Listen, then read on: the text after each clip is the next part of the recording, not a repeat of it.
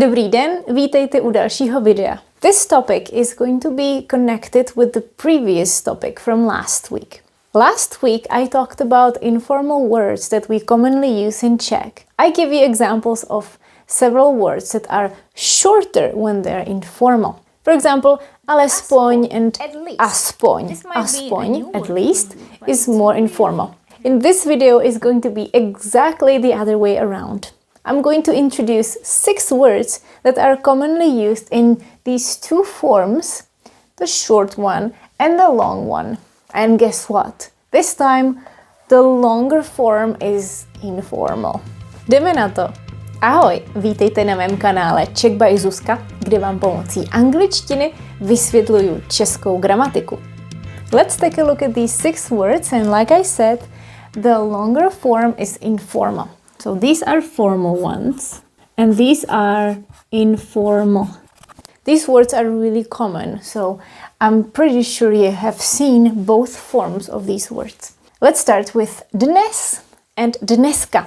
Dnes and dneska both mean today.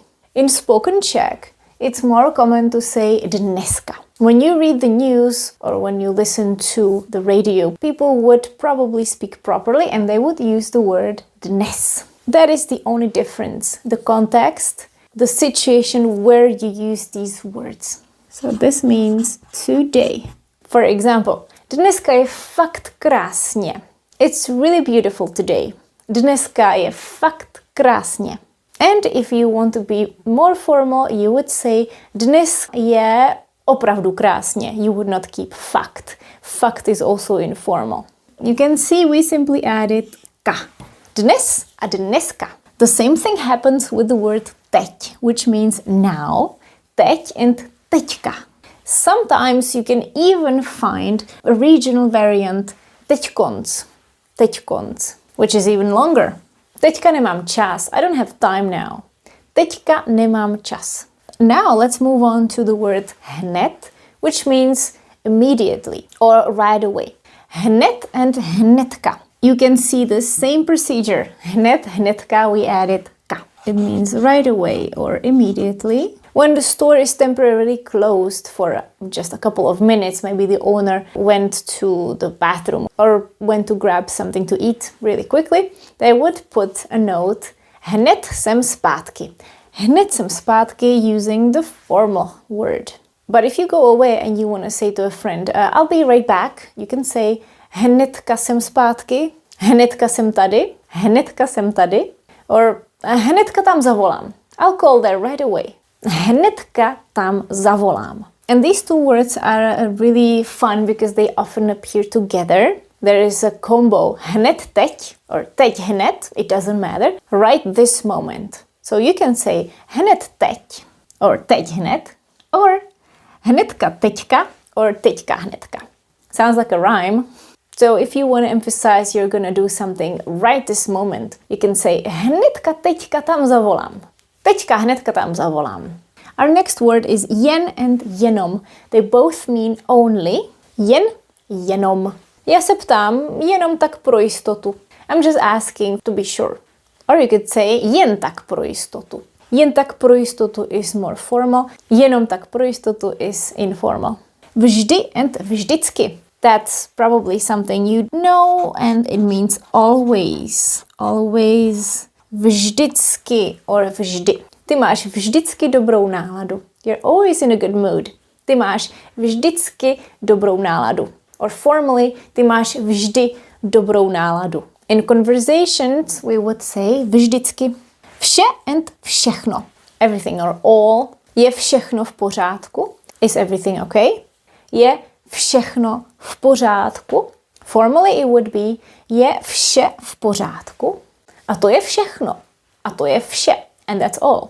Let's read these words together. Dnes and dneska. Remember, the second word will be informal. The longer one in this video is informal. Teď, teďka. Hned, hnedka. Jen, jenom. Vždy, vždycky. Vše, všechno. Super. Now it's time for an exercise. There are 5 sentences and your task is to complete them with the right missing words. Some of them are formal, some of them are informal. Pause the video and resume it when you're ready to check it. Připraveni? Číslo 1. Pánové, jdete jako vždy pozdě. Jako vždy. This would be formal. Now tell me what would be the more informal way. Jako vždycky. Jako vždycky. Jdete jako vždycky pozdě. We can also say jdete pozdě, koma, jako vždycky. Pánové, jdete pozdě jako vždycky. Číslo 2. Dneska to bohužel nestihnu. Dneska. Which is informal. What would be the formal way? Dnes. Dnes to bohužel nestihnu. Číslo 3. Chtěl jsem se tě jenom na něco zeptat. Jenom. Which is informal, it's longer. The formal word is jen. Chtěl jsem se tě jen na něco zeptat. Číslo 4. This one has 3 missing words. Hnedka teďka to všechno zařídím. Hnedka teďka to všechno zařídím. All these 3 words are informal.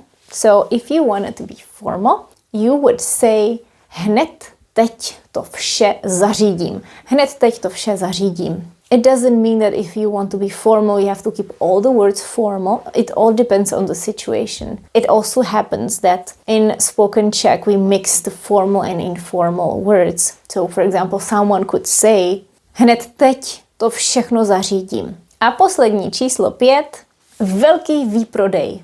Vše jen za 59 korun. Vše jen za 59 korun. These words are formal. We could also say všechno jenom za 59 korun.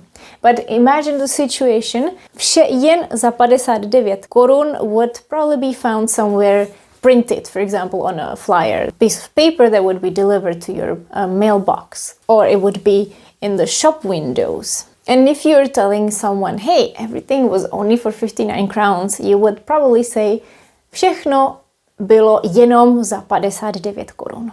Tak, a to je ode mě všechno. What other words are typically longer when they're informal? Can you think of some? Write it in the comments. Děkuji, že jste se dívali a já se na vás budu těšit zase příští čtvrtek. Ciao!